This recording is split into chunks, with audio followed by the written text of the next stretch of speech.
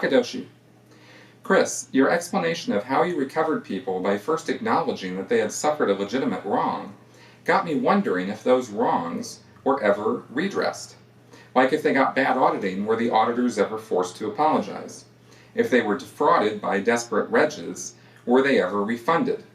Was anything other than an acknowledgement of what happened to them being wronged ever doled out on your authority or the authority of those you reported to that you know of?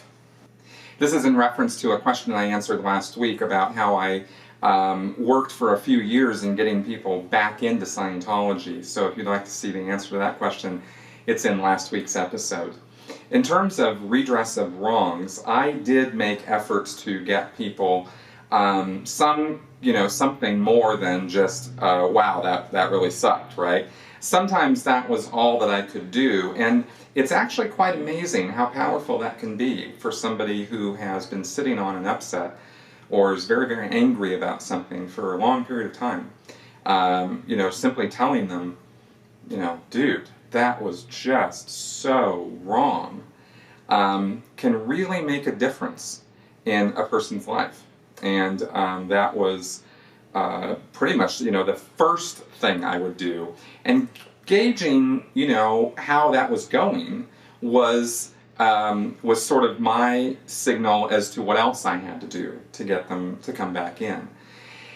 Generally speaking, when somebody would be recovered back into Scientology, one of the first things you'd want to do, and I sort of passingly went over this in my answer, is when you get them back in the church, they get a free auditing session.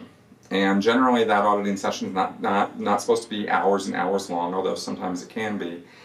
And the purpose of that auditing session is to specifically address what it was that happened that they are upset about, so as to handle the upset, whatever it might be. Those kind of things, which are called ARC break sessions or free ARC break sessions that's Scientology lingo for an upset, is an ARC break or a affinity reality communication upset. The free ARC break session is part of policy. Hubbard wrote that that's something that you would do with people, but it's supposed to be a very fast action. Hubbard wasn't into giving away auditing for free, not by any stretch. And it's also, just to address your question specifically, an auditor who had wronged somebody would never, ever apologize to that person, to the pre-clear or the person who's receiving the counseling. That never happens in Scientology. In fact, it's part of the Auditor's Code, which is a list of guidelines and policies that auditors are supposed to follow, all auditors in Scientology. One of the points of that is I promise not to ever, apologize to the pre-clerk, right, or make excuses during the session, right, or in or out of session, I think it says. So auditors don't apologize, right, and Hubbard's attitude about it was very much, look, they're lucky to be getting auditing at all, right, they're lucky to even be here, like they're lucky we're even doing anything for them, sort of thing. So if the auditor makes mistakes in the session, the auditor's supposed to deal with it in the session, of course. And he's not supposed to leave the person hung up in the upset. That's unacceptable behavior on the part of the auditor. But the auditor's not supposed to humble himself or propitiate in any way or make it seem like he's the one who's in the wrong. And that, of course, is just a reflection of Hubbard's personality, too, because Hubbard wasn't into being wrong ever. So, now, as far as, giving money back for things that might have been criminally, like if they'd had money regged from them or, they were sold a bill of goods or something, generally speaking, when money goes into Scientology's coffers, it doesn't come back out without a fight. And if a person gets money back, they're considered to be getting a refund or a repayment. And a refund if they've taken the services and then want their money back, a repayment if they haven't done the services and they want their money back. It's just, it's just wordage. But if that happens, the person is supposed to be kind of, yeah, we'll give you your money back, but you're kind of persona non grata from here on out. They don't get declared a suppressive person, but they are forbidden from ever doing any Scientology services again.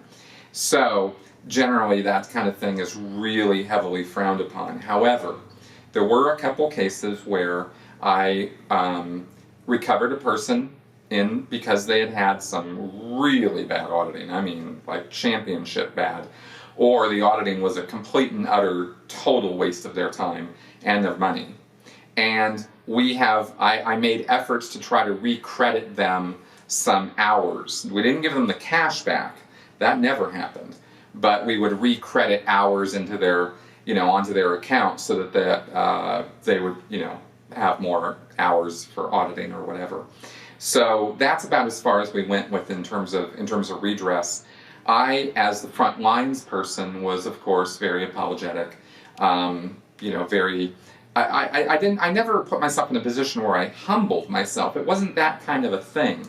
It was, it was more like I was the Sea Org member who was the authority figure who was here to correct any wrongnesses or errors that had taken place on the part of the local church organization.